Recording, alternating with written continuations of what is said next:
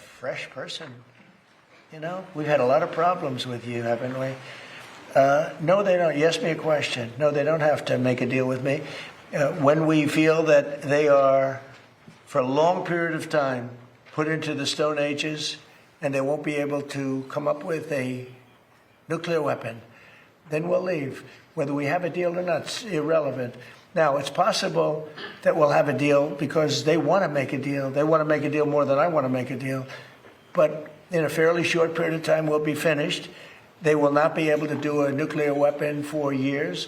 And when they are ready, maybe in a long time from now, able to do a nuclear weapon, you'll have a president that will be like me in that he will go there and he'll knock the hell out of them again because they cannot have a nuclear weapon. They are very radicalized people.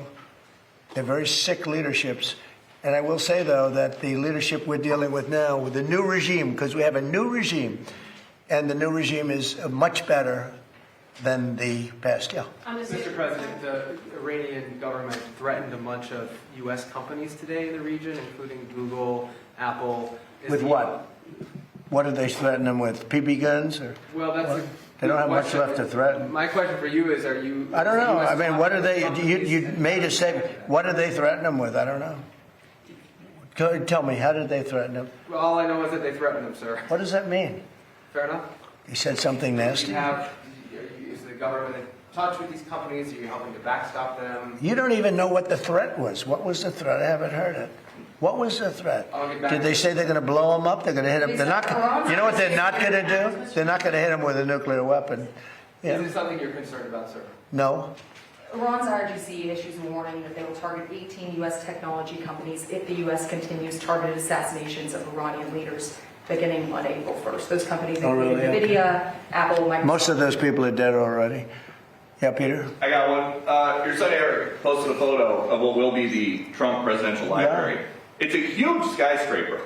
In Miami? Is that all a library? What else is going in? No, well, it's a library. It's a museum or a library. It's a presidential. But I wouldn't start it till I'm out of office. I don't believe in building libraries or museums. It's really like the Barack Hussein Obama one in Chicago. In not a good location, and it's a very unattractive building that's seriously late and seriously over budget. I think you're going to see a great one here, and it'll go up on time, on budget. Best location in Miami. They say it's the best block in Miami, and the state worked with us. Will people live in the floors? No, it's going to be most likely a hotel. You know, this concept could be office, but it's most likely going to be a hotel with a beautiful building underneath and a 747 Air Force One in the lobby, which is going to be a trick. And the Supreme Court tomorrow is going to hear arguments about your executive order trying to get rid of birthright citizenship. And I'm going. You're going to go to the Supreme Court I think tomorrow? So. I do believe. And just sit there and listen. Because I have listened to this argument for so long, and this is not about Chinese billionaires or billionaires from other countries who all of a sudden have 75 children or 59 children in one case or 10 children becoming American citizens. This was about slaves. And if you take a look, slaves, we're talking about slaves from the Civil War.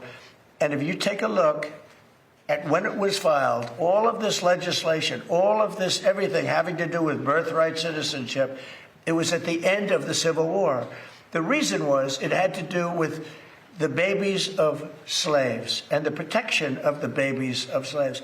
It didn't have to do with the protection of multi-millionaires and billionaires wanting to have their children get an American citizenship. It is the craziest thing I've ever seen. It's been so badly handled by legal people over the years. If you look at the original birthright citizenship papers, they all happened right after the Civil War. The reason was it had to do with the babies of slaves. And hopefully it's going to say, because our country is being scammed.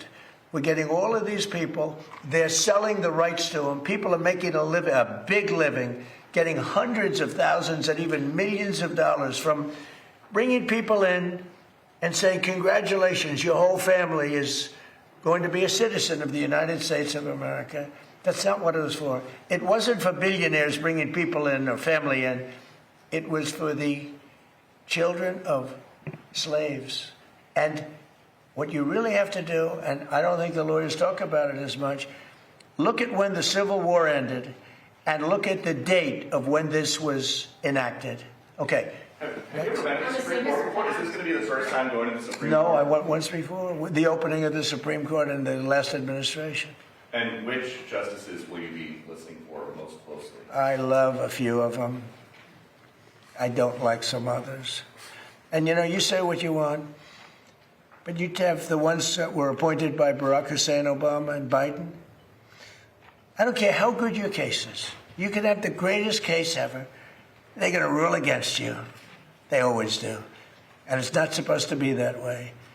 Now, the Republicans tend to be very different. They want to show how honorable they are. So a man can appoint them and they can rule against him. It's so proud of it. We're so proud we ruled against Trump. We're so proud. We're above it. There are those that say that's wonderful, and there are those that say they're so stupid. But the Democrats never fail at one thing. When Barack Hussein Obama or when Biden appoints somebody, they go along that line. You can have the greatest case in history.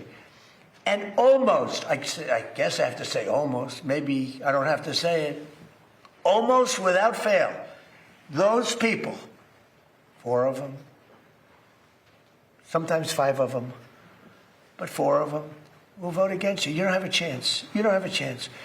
And that's not what the court system is. Now, the Republican appointees tend to go, and this has been long before me. This has been for many years. Some people would call it stupidity. Some people would call it disloyal. Some people would say they're right in doing it. And I don't mind being right, but the other side almost never does it. Almost. I think you could find maybe a couple of instances. Almost never does. When a Democrat appoints a judge, and I'm talking about judges, not just justices, you go before some of these Democrat judges in Washington, D.C., and you don't have a chance. That's why I gave pardons to hundreds of people that were so badly treated, having to do with J6. Yeah. Be sure to like and subscribe for all the Fox News latest on YouTube and catch full shows streaming now on Fox One.